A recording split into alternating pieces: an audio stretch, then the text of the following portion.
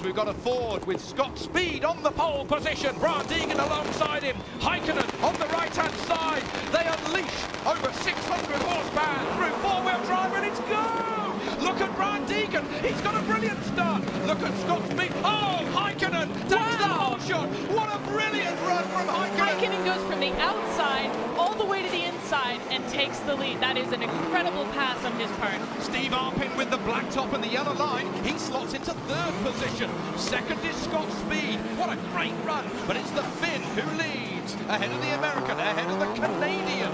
Fourth is Patrik Sandell. Fifth is Brian Deegan. Metal Militia doing well back there. And it's the Joker lap immediately for Thomas Heikkinen coming out, completing the first lap of 6. That is everything I expected to see from Thomas Heikkinen. I'm delighted to see him here in the final.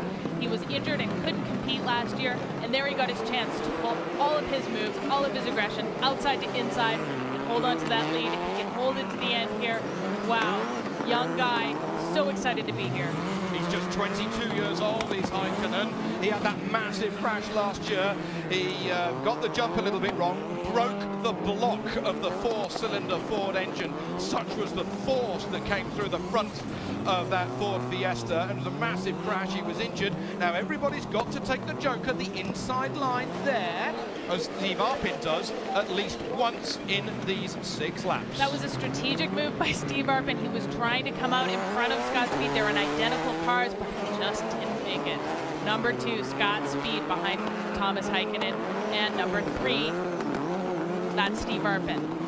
Speed still needs to take the Joker here as we are at the halfway point of this rallycross final here in Iguaçu, down here in Brazil. Well, the rumble in the jungle certainly has got underway now that they are racing, with Heikkinen recovering from a broken gearbox on Friday. The Swedish mechanics doing brilliantly well for the Finn driving the Ford Fiesta. He's keeping it cool, although the temperature inside that car, Jen, will be well over 100 degrees Fahrenheit by now. And that's the brand new Ford Fiesta ST that's been developed for this season. Number 2 and number 3, Scott Speed and Arpin, are in last year's Ford Fiesta spec, the 2012 spec that Brian Deegan and Tanner Faust have both proven to medals. Very competitive cars right at the front of this field here.